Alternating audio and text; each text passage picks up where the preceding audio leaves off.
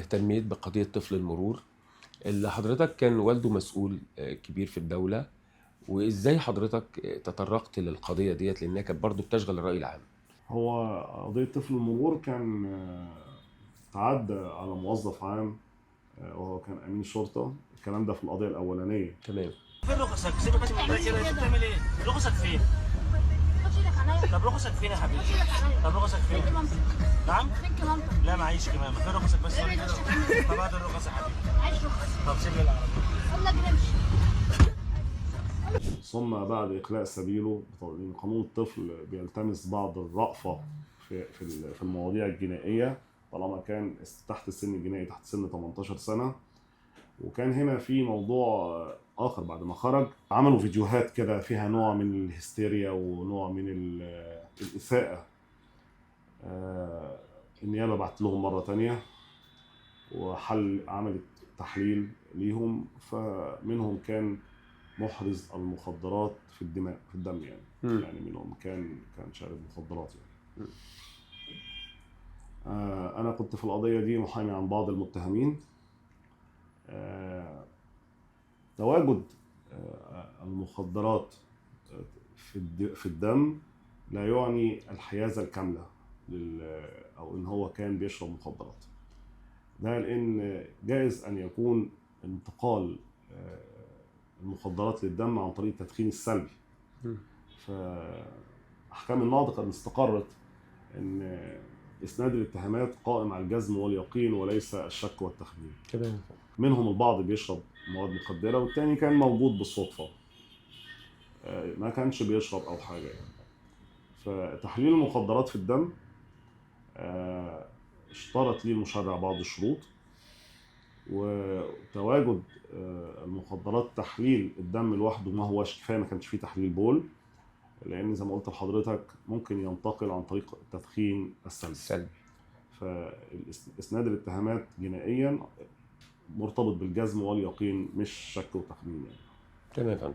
طيب بالنسبة لقضية أوبر وكريم برضو شغلت الرأي العام وحضرتك توليت قضية أوبر وكريم، ممكن تكلمنا عن القضية ديت بالذات؟ هو كانت رفعت قضية أمام القضاء الإداري بوقف أوبر وكريم أو الشركات المثيلة. كانوا أخذوا حكم أول درجة، إلا إن تم إيقاف التنفيذ هذا الحكم أمام القضاء المستعجل بدعوى إيقاف تنفيذ. وكان المفترض إنه يتم تشريع قانون لتنظيم البرامج دي داخل مصر. طبعا هو الظروف الاقتصادية بتفترض وجود بعض الأمور الاستثنائية يعني. فإحنا ما كنا يعني ما ينفعش ننكر إن مثل هذه البرامج كان ليها دور كبير في إن هي توفر عمل للعديد من الشباب في ظروف سيئة، بالذات لأن كان بعض الناس كانوا اشتروا عربيات عن طريق القسط، وكان ممكن كده يتعرضوا للحبس لعدم سداد الأقساط في حالة الإيقاف يعني. فطبعا بيبقى كل ظروف استثنائية، احنا في ظروف استثنائية، العالم كله بيمر بظروف استثنائية وحالة من حالات التضخم يعني، بيبقى ليها بعض الإجراءات الاستثنائية ليها. بالنسبة لحضرتك لقضية الضباط الملتحين برضو حضرتك توليت القضية دي، إيه هي قضية الضباط الملتحين؟ هو بعض الضباط الملتحين من بعد وقت الثورة في 2011 كانوا أخذوا حكم بالعودة من وزارة الداخلية. فإحنا كنا رفعنا أكثر من قضية لمنع، طبعا باعتبار إن كان بعضهم يتبع الكيانات الإرهابية. تمام. وتم إيقافهم تماما. بالنسبة لضابط المطرية اللي هو متهم بقتل أخوه، حضرتك توليت برضو القضية ديت، وكانت قضية أعتقد إن هي كانت من القضايا الصعبة إن أنت حضرتك توليتها. حضرتك ممكن تفيدنا برضو عن ملابسات القضية ديت، وإزاي حضرتك توليتها، إمتى ترفض قضية جات لك وتحس إن أنت مش هتقدر تستمر فيها؟ ملابسات القضية دي كانت من حوالي أكثر من 10 سنين. الموضوع كان 2 إخوات كان بينهم مشادة ما بخصوص موضوع خاص بيهم. واحد منهم بعد المشادات والتعدي الثاني بالضرب تبادلوا المشاجرة. إحداهما يعني استعمل السلاح الناري وضرب طلقتين. إحداهما جت في أخوه طبعا اللي أصيب في الحال وتوفى. النيابة وجهت في أول أمر اتهام القتل العمد مع سبق الإصرار والترصد، وكانت مستندة في كده لشهادة أم الطرفين وأخته. فجريمة القتل العمد مع سبق الإصرار دي عقوبتها الإعدام. المشرع ميز بين ظرفين، ظرف الإصرار على حدة وظرف الترصد. ظرف الإصرار يعني عنصر زمني، الجاني كان عارف وبينتوي وعنده المدة الكافية إنه يفكر ويتراجع عن الجريمة، إلا إن هو برضه صمم عليها رغم علمه بعقوبتها المشددة وهي الإعدام.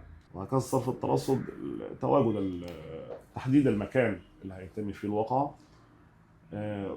وعموما في جرائم القتل العمد المشرع اشترط قصد جنائي خاص وهو نية إزهاق الروح.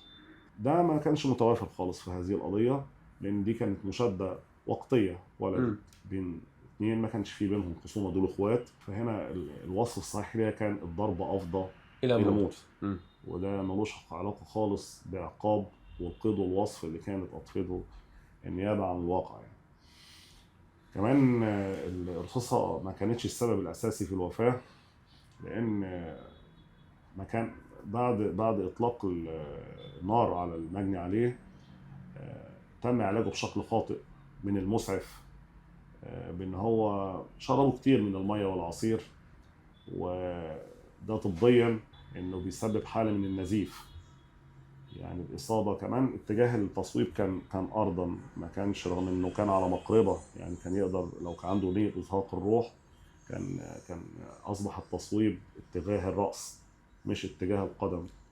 فكان من الأسباب برضو اللي كانت السبب الأساسي في الوفاة في هذه القضية ما هواش الطلق الناري، إنما كان العلاج الخاطئ، اللي منهم شرب المية والعصير بشكل مش يعني مش طبي في أثناء النزيف، أدى إلى النزيف مرة واحدة. وهنا الواقعة تبقى ليها شكل تاني خالص يعني. إن ده حضرتك بيدل على أنت حضرتك بتمسك القضية، أو حضرتك محامي نابه بتشوف الثغرات اللي هي ممكن تفيد موكلك في إثبات براءته. ده صحيح؟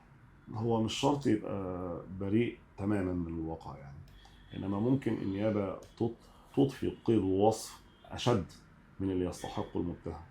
فلو أنا بس هنقدر ننزله أو نعدل القيد والوصف الصحيح، يعني تعالى لو افترضنا إن الواقعة هي حيازة وإحراز مواد مخدرة بقصد الإتجار، وفي حين إن قصد الإتجار ما كانش متوافر ولا حاجة، إنما كانت حيازته حيازة مجردة، دي ليها عقاب ودي ليها عقاب تاني خالص. تمام.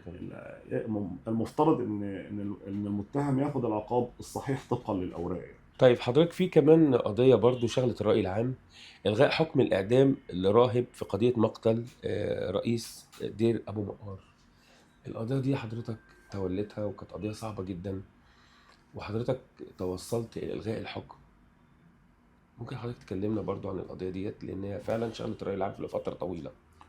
القضية دي كانت هي شغلت الرأي العام خارج مصر أكتر يعني. تمام. لأن المجني عليه كان واحد من المعبودين اللي كانوا مسؤولين عن المخطوطات القبطية اللغة السريانية القديمة، وكان يعني 10 في العالم كله بيدرسوا هذه المخطوطات يعني.